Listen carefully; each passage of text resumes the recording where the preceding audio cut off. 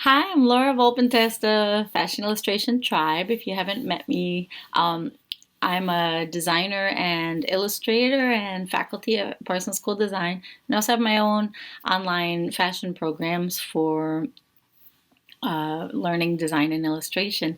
I just wanted to talk today about to engage with you in a conversation with you about why you're attracted to fashion, to really think about why, especially in today's world with social media and smaller businesses, um, it's really important to think about your why and to share your why because people are engaging more with you than ever and less in just these huge mega companies that you become employed by. Um, I think it's actually so empowering that we can have more of our own voice now. At the time that I finished fashion school, it was like you were trying to, fit into all these major companies. And now the major companies and the biggest magazines, when I'm looking at my news feeds and things, they're some of the least interesting to me. I'm so curious to find out who's creating new business models, more sustainable business models, more ethical business model, who's using more diverse models on their runway and print. Um, why do we do what we do? And there's so many aspects to it for all of us, but I think it's great for you to start articulating that. So, in my comments below this week, I want to open a space for you. It may be your first time, or you may be doing this for a long, long time, but to open a space for you to articulate in just a few sentences, or go on as long as you want, what it is that you value in fashion design, what brought you to fashion really. Because I find that sometimes by the time you get processed through a big institution, I don't recommend that for everybody because by the time you come through, you've been so processed by the machine that you can often forget why you started in the first place. Not everybody, but um, I can relate to that experience a lot myself, which is why I'm very sensitive to that with my students to keep their initial voice, their initial inspiration, to foster and ask and listen and hear where you're coming from with fashion, what's really sincere for you, why are you there? So I'll share a little personally for me and on my whole journey. I'm 42 now. I was in fashion school before I was even 20. I was at Parsons School of Design in New York City. Um, Actually, the second year I was in Paris, and that was a big part of the story too. So let's back up. My first year of college, I didn't go to Parsons. I did liberal studies. I studied literature. I was in an honors program for liberal arts. And then I was visiting a friend of mine who was a jazz musician studying at the New School Jazz Department. And when I went to visit, I fell in love with the village and the city and the music and found out about the school. So I made my portfolio. I was always a doodler, never a realistic kind of artist, and didn't know anything about fashion illustration. But I was obsessed with fashion magazines. And I worked at a pharmacy. So aside from my own subscription, every day that I was working, I was poring over the magazines when it was slow, just analyzing and sucking up every image. And this was in the late 80s, and I was very sensitive to the fact that it was so multi-ethnic at that time. There was so much mixing and diversity of races and styles of beauty in women. Also, bodies were much stronger. Women's bodies were more substantial and present in the print at that time.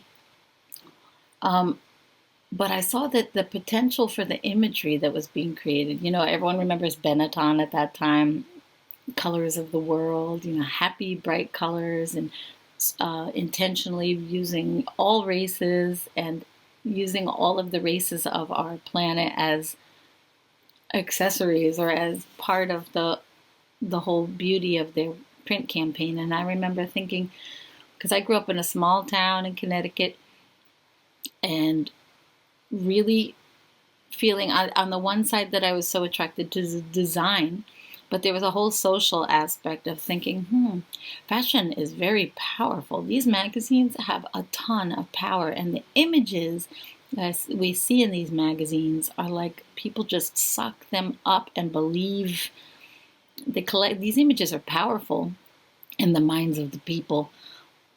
So aside from being attracted to design and loving design, texture, pattern, color, and the people in the clothes, I wanted to, I thought that if I was a fashion designer, I would have power to create these images, to be part of creating the images that were infiltrating all the newsstands, the covers, and changing, affecting the way people looked at society and life. And I became aware that people are so influenceable by what they see in this mass media, and I wanted to be a part of that.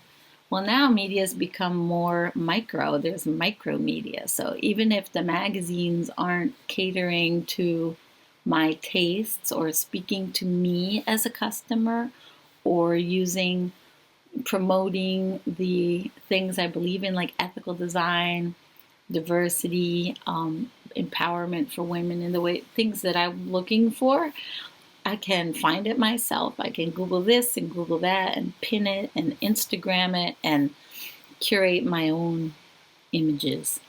But at Fashion Illustration Tribe, I'd like to encourage you. I'd like to know what it is for you that draws you to fashion and what you love. I'm a lover of craft. As a woman, as a human, just the act of crocheting, embroidering, knitting, drawing, sewing, this tactile handcraft, making jewelry, these things give me deep, deep joy, pleasure, and they're very grounding and peaceful for me.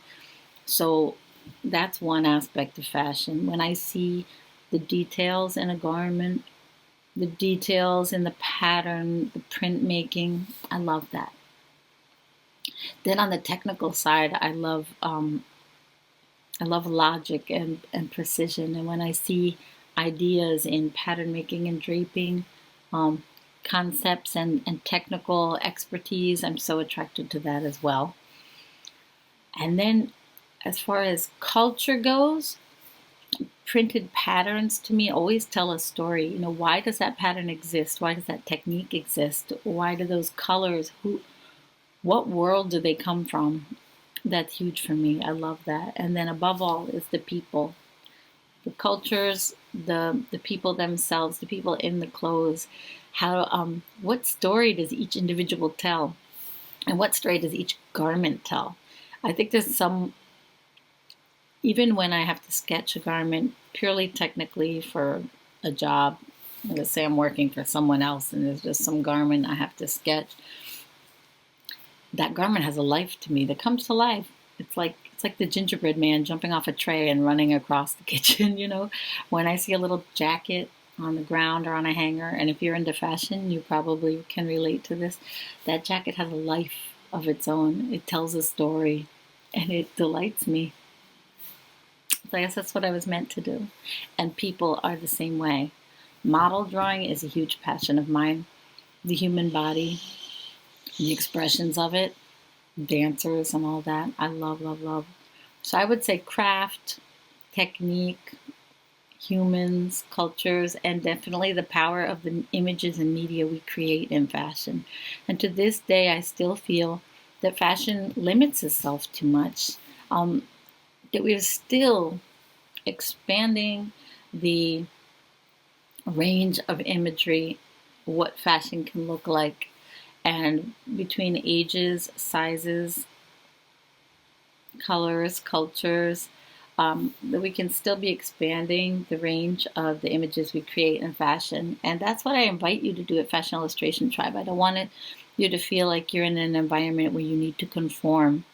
I'll give you professional techniques that are standard that you can use in the industry, but your message is more important. And honing that message at the same time that you develop your skill is very much what I'm about. And I'd love to know what you're about. So I hope you would share with me below what it is you love about fashion, what you would most like to see change, who you really admire, and to start a conversation about sustainability and ethics. And when we talk about sustainability and ethics, everyone thinks, eco and green, and that's huge. But I think whenever we take humans out of that equation, we're really missing a piece, because if we don't treat others well, and if we're not treating ourselves well, we're not going to treat Mother Nature well either. It's a complete package. So you can't talk about ethics in the ecosystem without talking about ethics among humans as well. So I really urge you, and please comment below if you have indications, to collect and research and learn about designers who are working with smaller business models, still profitably. We all need to make our livings, but without burning anybody, right? From where the fabric resources are coming from, who's producing them, who's picking the cotton, how it's being produced, where it's being printed, dyes, colors. I mean, my favorite fabrics, most of them are not that eco. And that's something I really have to face up. And so why not create my own using the techniques I'm learning about that are more sustainable, like dye printing without water, air dye, let's say, or using plant-based dyes, techniques. We want to expand this for the future, both for humans and for the ecosystem and the planet. Not only for the green, for the people, because I know that I'm never going to be happy knowing that somebody suffered for this jacket, or that I think this jacket is worth more than whoever made it, right? So please share any companies you know that are making strides with sustainability and humane practices and ethics in fashion, because we need to spread awareness and share resources as much as possible. And I just appreciate having a chat with you this morning. It's a new week, new discoveries. Join me over on Instagram for design inspiration and conversation. Fashion Illustration Tribe is my handle name on Instagram. And I'd love to follow you too. So introduce yourself or tag me in something so I can see what you're doing, what you're into, what you're sharing, what some of your favorite designers and follows are. And I hope to talk to you again soon. But let's just take this week to think about any designers who are reshaping the way we do business and fashion, because the fashion business can be a pretty dirty business. And I've even noticed that as a highly educated designer in a great institution, etc., that as a mother, I never felt supported in any of my jobs. And even spending 20 years someplace, it's like, if that's how we get treated, I don't even want to know how distant people are getting treated. If in our own more intimate institutions, we're not